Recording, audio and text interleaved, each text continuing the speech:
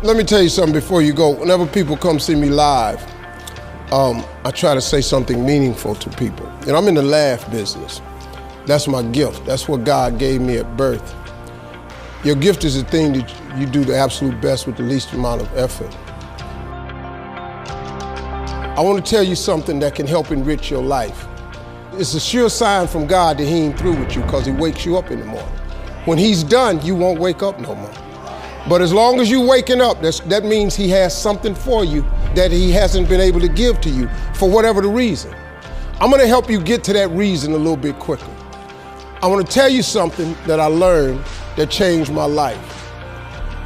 I was reading a book one time that had a quote in there from Albert Einstein. And Albert Einstein said, "Imagination is everything. It's the preview to life's coming attractions." If you think about that, that's a really, really true statement. Because everything you see in this world came from somebody's imagination. Everything. Somebody was talking on the phone one day, on that wall phone, connected to the cord, and tried to walk, and it didn't go no further. And he wanted to just go outside and get something out the car. Somebody said, "You know what? I wish I could take this phone outside." Everybody in here got a cell phone. It was in somebody's imagination. Somebody imagined that. Somebody imagined everything. Somebody got tired of walking. Somebody got tired of driving cars. Somebody said, "We're gonna fly." You're not finna fly. Everybody in here done been on a plane. See, your imagination is the evidence of things not seen. You know why they call it the evidence of things not seen? Your imagination, you're the only one can see it. You're the only one can see it.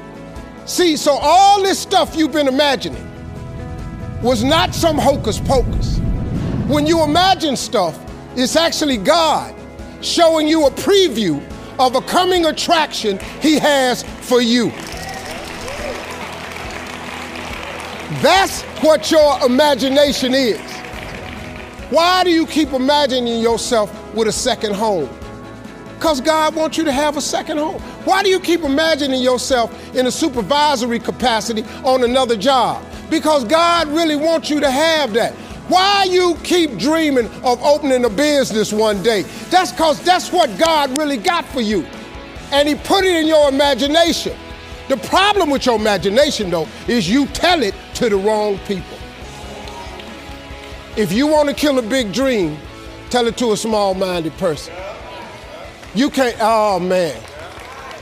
Think about this in your life. How many times have you had this really incredible idea and you took it to your family and your friends? You shared it with them and they shot it down. You know why they shot it down? Because they couldn't see it. Because God didn't put it in their imagination, He put it in yours. It was your evidence of things not seen. See, all this stuff you've been imagining, you ought to start working on it. Because that's what God really got for you. Your real life is in your imagination. I'm here to tell you that. You think I'm here by accident? I'm here because He put this in my imagination when I was 10. When I was 10, He showed me I was going to be on TV. That's all I ever wanted. The assignment when I was in the 6th grade was everybody write their name on a piece of paper and write what you want to be. You know what I wrote on my paper? I want to be on TV. Now, the problem I had, though, was I used to suffer with a serious stuttering problem. I couldn't talk outside my house. I stuttered for years. I flunked out of school. I'm on my 3rd marriage. I lost everything I ever owned twice. I've been homeless and lived in a car for 3 years. But at 10, though, I wrote on a piece of paper, I want to be on TV. So the teacher went around the room and read everybody's paper. Had you stand up when she called your name. And the only assignment was your name and what you want to be. Doctor, lawyer, dentist, basketball player, football player. I wrote I want to be on TV. She saved me for last. She said, "Little Stevie, come to the front." Now I'm thinking, I'm going to the front because I got the best answer. Because ain't nobody had put that on their paper. She called me to the front. I'm thinking I'm finna give me a gold star. But I was wrong about that. She called me to the front to humiliate me. First of all, you know I can't talk. I suffered with stuttering stammer so bad, man. I couldn't talk at all. And that lady lit in on me. Why did you write this on your paper? Now I'm standing there, I can't talk. Who in this school ever been on TV? Who in your family ever been on TV? Who in this neighborhood ever been on TV? I'm crushing, man. I'm standing there dying. She said, look at you standing there. You can't even talk. How they gonna put somebody like you on TV? So every Christmas, I send her a flat screen TV. Because I don't want her to miss me. I do not want her to miss not an episode of me. Because I wanted her to see what God had done for me. The fact that you couldn't see it, it wasn't for you to see. He put it in my imagination. But after 3 years of homelessness, losing everything I ever owned twice, suffering through flunking out of school, go home and cut your TV on. That little boy with the stuttering problem, he all over that TV. You can't cut your TV on. You can't cut your TV on not now day of the week and you don't see that little boy.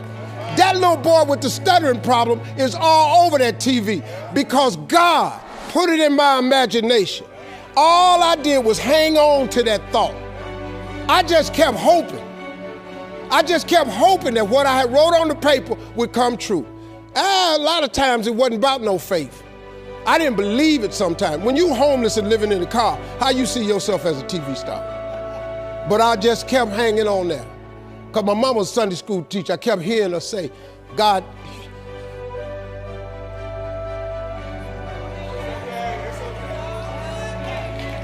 God didn't bring you this far to leave you. God didn't bring you this far to leave you. Why do you think he keeps waking you up? Because he got more for you. He got way more for you. He got plans for you. But he needs your faith. He just needs you to call on him. He needs you to dust off your imagination and just go for it. You got to try. Quit waking up thinking you ain't got no say-so in your life. You have a choice in this matter. You can't stop what happened to you, but you can doggone sure do something about what happened to you. Life is 10% what happened to you, is 90% what you do about it. Somebody in your family gonna die. Somebody in here gonna get fired. Somebody here gonna get an eviction notice. Somebody gonna get laid off. Somebody company gonna close. That's life. Somebody you love gonna break up with you. That's life. But what you gonna do about it though? Since it's gonna happen anyway. Trust me, go home and ask God to open up your imagination and then pursue it with everything in you and watch what he do for you. Appreciate y'all.